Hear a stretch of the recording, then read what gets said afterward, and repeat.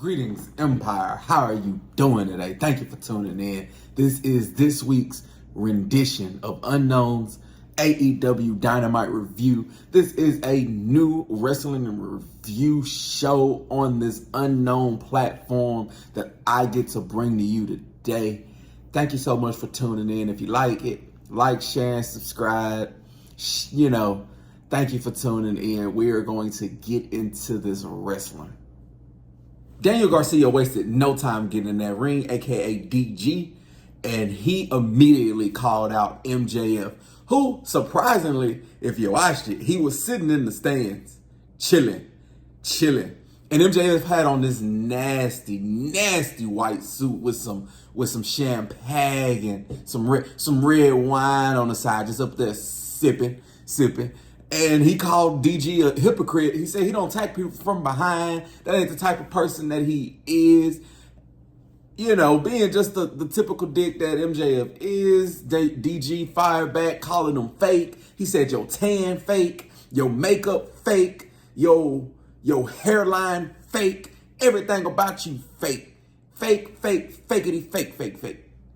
You fake. After DG was calling this man fake, MJF called him a skinhead on Ozempic. He said it, not me. Don't shoot the messenger.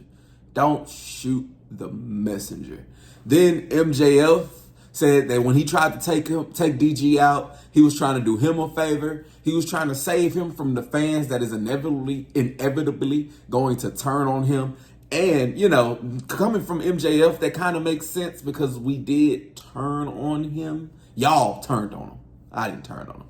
But he kind of right. Like, once you get to a certain level, wrestling fans just kind of turn on you, which is pretty sad. So, but then he was okay until he insinuated that he was going to sleep, or he has already slept with Daniel Garcia's mother. So obviously that made him angry. And like I said, MJF was in the stands. So Daniel Garcia made his way through security, through the crowd, to the stands. And when he got to MJF bust a fucking bottle against Daniel Garcia's head and had that man leaking. He was sitting up there knocked out. And he said, to get to paradise, you got to go through hell. And this Sunday, whenever All Out is, whenever All Out comes, I am going to bring you to paradise. So that just means he's going to put him through hell. And this was nice. Like, MJF was the best version of himself here, being the dick, being the asshole, being the manipulator, being the aggressor. And Daniel Garcia, I completely understand where he's coming from. This young man just tried to take you out. So you're blinded by rage. So he ran up there So I don't know who's going to win this match. I honestly don't. Because MJF just lost, but Daniel Garcia just came back. So it's kind of AEW. It's not my job to figure it out. It's your job. But I'm ready to see what they're going to do. This is gonna be a nice little start to it. And can't stress. I just want to see where it's gonna go. Renee was in the back with the conglomeration, and Mark Briscoe gave us the word of the day, which is stupendous. Stupendous describes Will the Bill, who, when he get done with the enemies, make them take a pain pill. Mark Briscoe, woo! He make you, man, Mark Briscoe is great. Mark Briscoe is great for everything that's before, the inevitable of what happened. But every time this man get on a microphone, he just slowly climb up them ranks of my favorite active wrestlers. Cause he gets you hype. Kyle Fletcher then took on Kazuchika Okada for that Triple C belt, the Continental Classic Championship. We dubbed it here at the Empire the Triple C belt, just to make everything clear. And he took him on for this Triple C belt. Now, I didn't watch Collision, so in my mind, when I saw this match advertised, I was like, Kyle Fletcher just lost. Why is he getting a title shot? But they showed where he beat Ishii on Collision. So, I guess I understand. But with these two in the ring, I was expecting it to be fast-paced to start it off. But Okada recently has been slowing down his matches, basically giving the time limit enough to play out. And this was essentially the case here. It started off extremely slow with these two going tit for tat, counter for counter. Kyle Fletcher started off a little bit more on the momentum side. He was able to hit this amazing dive, which got the action kind of started. He hit a power slam, but Okada kicked out at 2. He went to go do a little bit more damage, but Okada was able to reverse it and start to get the upper hand. When Okada is in control, he's hitting drop kicks. He hit this amazing elbow drop, but where he tends to mess up is when he goes for that, when he starts to taunt the crowd and he flipped off everybody, which wasn't in his best interest because Kyle Fletcher then hit him with a Michinoku driver, which was amazing. He bust that out of nowhere for the near fall, but Okada, had him out of the ring. But match, all in all, was great between two great competitors. It got down to the minute mark. We thought it was gonna, fall down to where the time limit comes out. Okada grabbed the ref, which took his eyes off the prize. He kicked Kyle Fletcher in the balls as Kyle Fletcher was running free. And mind you, I didn't let you know about the mini counters, like the tombstone counter. He hit 2 rainmakers, but they weren't rainmakers, so they weren't the full lariat effect. But after he kicked Kyle in the balls, he hit the rainmaker for the 1-2-3. So he retains his Continental Classic Championship.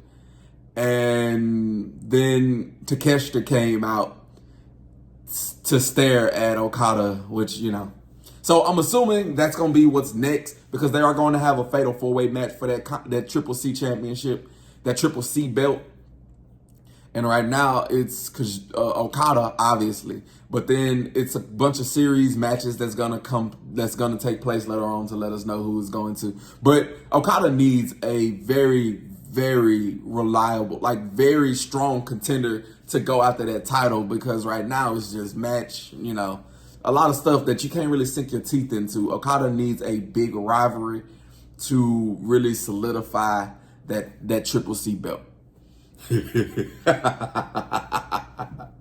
We then had a touching moment of Swerve. I'm sorry for the laugh. I'm sorry for the laugh. But we then had a touching, heartfelt moment of Swerve Strickland buying back his childhood home. Him and Prince Nana bought back his childhood home that was foreclosed. He signed his AEW contract and bought that house. And I'm laughing, but it's not funny. It's not funny, so don't laugh.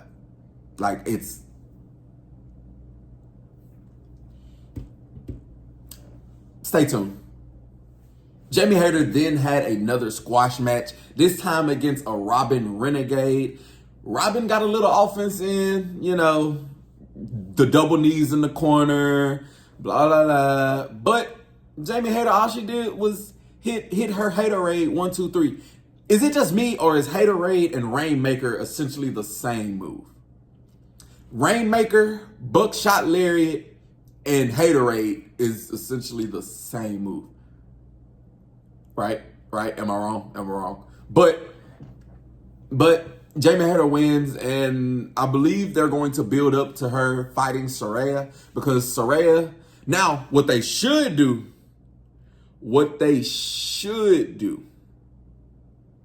is do what is it? Who is it? Who has this kind of storyline? It was on the tip of my tongue. Somebody has the storyline to where people... Liv Morgan. Liv Morgan got hurt. She came back and she went on her revenge tour to Rhea Ripley, everything like that. Jamie Hayter should essentially do the same thing. She should go on her revenge tour through Saraya, through Harley Cameron, through Ruby Soho. Whenever she get back, blessings on your baby. Jamie Hayter, and then she should work her way to Toni Storm. Now, Toni Storm isn't that person anymore, but she was a part of the team that got her hurt. That's going to be beautiful storytelling, and I'm here for it.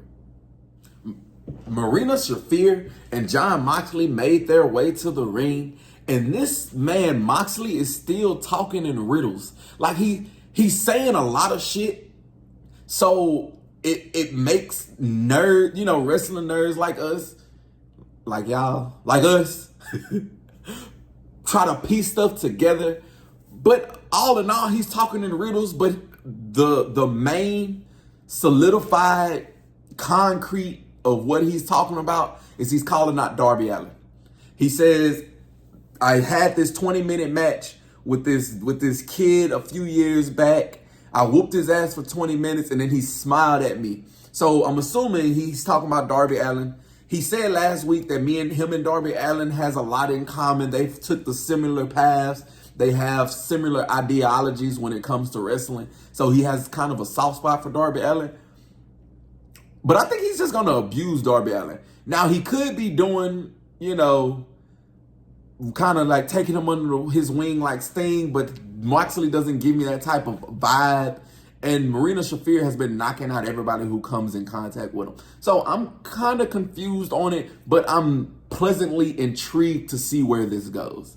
I just want to see what Moxley and Darby Allin has in store. Like, what's going to come of it? Are they going to make a team? Are they going to go through a series of matches? Is he going to help Darby win that AEW championship? Like what's going to happen with the BCC? Is Moxley still part of the BCC? I don't know. These are questions that need to be answered. Hopefully he does. Mariah May then had a successful title defense against Nyla Rose. And this was typical, quick superstar taking on powerhouse superstar. Mariah May tried to be an asshole at the beginning, just slapping Nyla Rose around. Nyla Rose obviously got her get back. She was able to hit some power slams. She was doing a lot of power wrestling with power bombs, power slams, lariats, shoulder tackles, just the whole 9 yards. Mariah May not gonna lose that title not gonna lose that title. She just won it. She's not gonna lose that title. But Nyla Rose was able to get a little bit of offense in. But all in all, Mariah May distracted the referee. Here we go again. The referee being, naive. She was able to get the jump on Nyla Rose, which wasn't much, but was enough to get the upper hand. She hit the Storm 0, 1, 2, 3.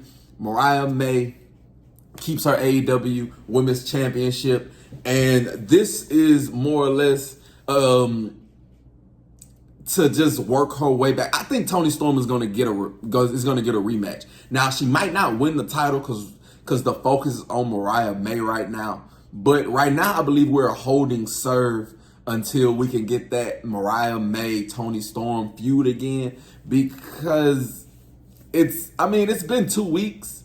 Last week, she went and unrobed. This week, she had a title match against a contender that we knew wasn't going to take that championship from her. So she is, same thing with Okada. She is going to have a feud that is going to make us put a little stop behind her championship run.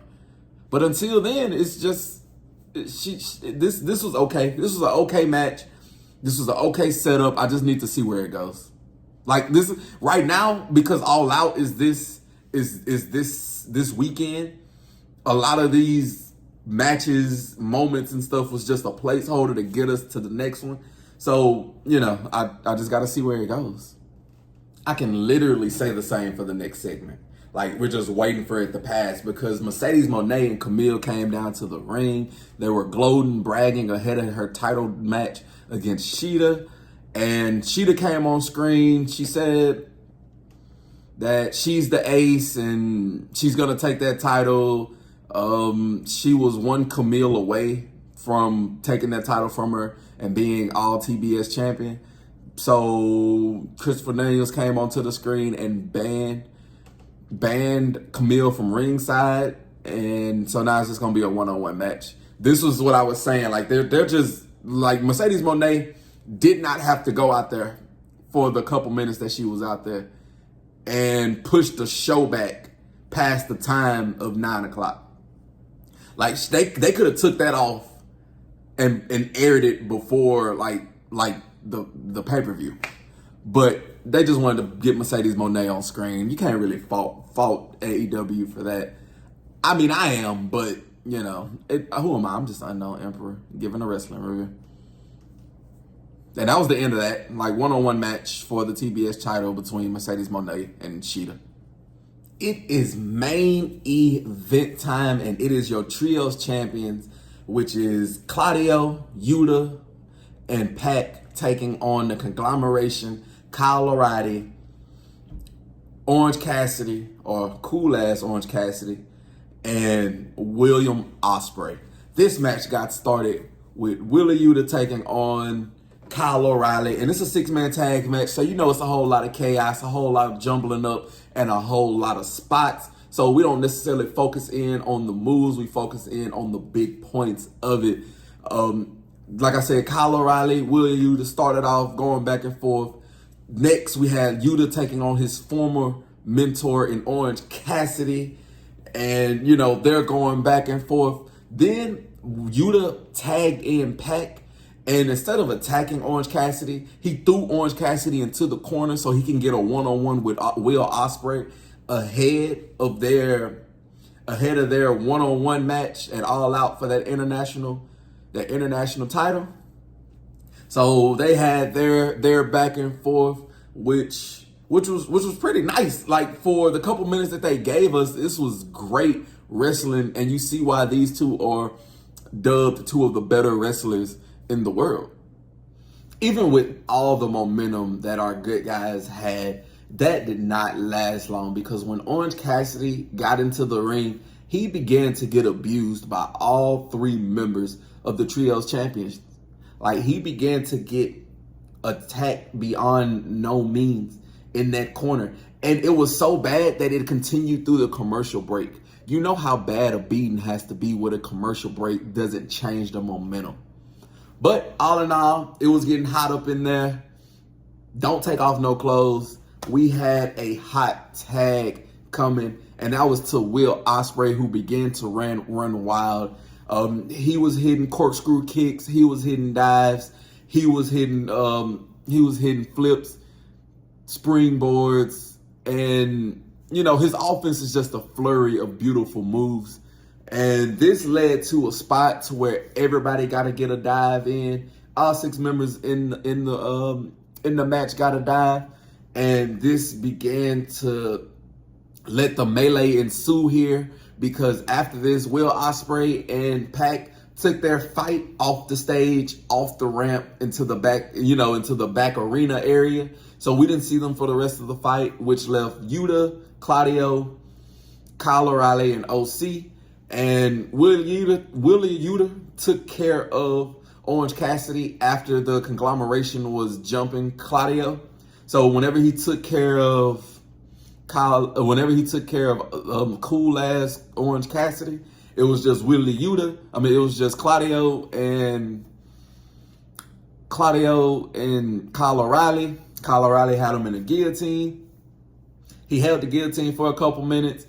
He powered out the guillotine and hit an uppercut. He then hit the big swing, which Willa Yuta came in and finished off.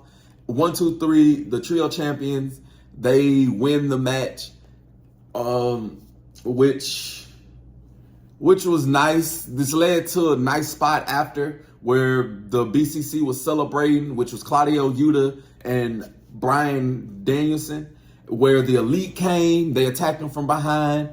The 3 of them beat the number games of the 4 of the Elite. Then we had Claudio challenge the Young Bucks to a tag match, and then Bryan Danielson said he was gonna kick Jack Perry's fucking head in, which was nice. So I don't think the Young Bucks are losing their titles.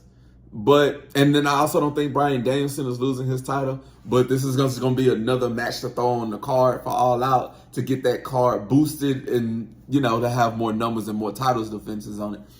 But after All Out is where I believe that a lot of these storylines is going to, actually start to pan out a little bit, start to flesh out and get a little bit more detail. We also saw Pac taking out Will Ospreay with a brain buster on top of a bunch of equipment. I'm ready. I'm ready for their match. Like I said, these are two of the best wrestlers in the world going at it. So it's going to be nothing but beauty. It brings me with pain to bring you the last segment of AEW Dynamite. You can't see the tears in my eyes, but a man been crying. And it's because in our go home segment for All Out, we had the contract signing, or what would have been a contract signing between Swerve and Hangman Adam Page. Swerve Strickland swerved his way to the ring with Prince Nana, Tony Schiavone in there. They asked for Hangman Adam Page. Hangman didn't come. They asked for Hangman one more time. He didn't come. Then he appeared on the screen. And he was like, why would I come down there to sign a contract for a match you already know we finna have? See, the crowd don't know what I'm doing here, but you, Swerve, you know. He said, when you stood outside my house and you asked me what type of man I was gonna be, will I pick hate or will I pick peace? Will I pick vengeance? Or will I choose prosperity, success? And this bitch. That's why I was laughing earlier. I was laughing to hide away, to stop from crying. To stop from crying. Oh my goodness. So Hangman was like, hey, Swerve, your family this, I'm in this dirty ass house you grew up in, but you made a mistake by showing us something that you love. And I told you I wasn't going to let you be happy. The dreams of a championship, over. Dreams of beating me, over. Your childhood dreams, over. I told you I was going to burn your world down, and here I am to do it. So he put gasoline on that childhood home that Swerve Strickland fought so hard to get, and he set that shit ablaze. Send this man to jail. This is arson. He broke into this man's home. He just bought it, and he set it on fire. Hangman deserves to be behind bars. But that's how AEW went off air. My boy, my homie, my Swerve Strickland, crying in the middle of the ring as he saw his childhood home go ablaze. And I'm ready for this match. I know I say that with every match, but I'm ready for this match. Hangman got an ass whooping coming to him. Believe that. Swerve. But y'all let me know how I did in this review. Y'all let me know y'all review for this AEW Dynamite. If you like what you see, like, share, subscribe. I always put it in the comments what you thought. And check out any other video while you're here, because we diverse. I do appreciate y'all. Y'all have a blessed one.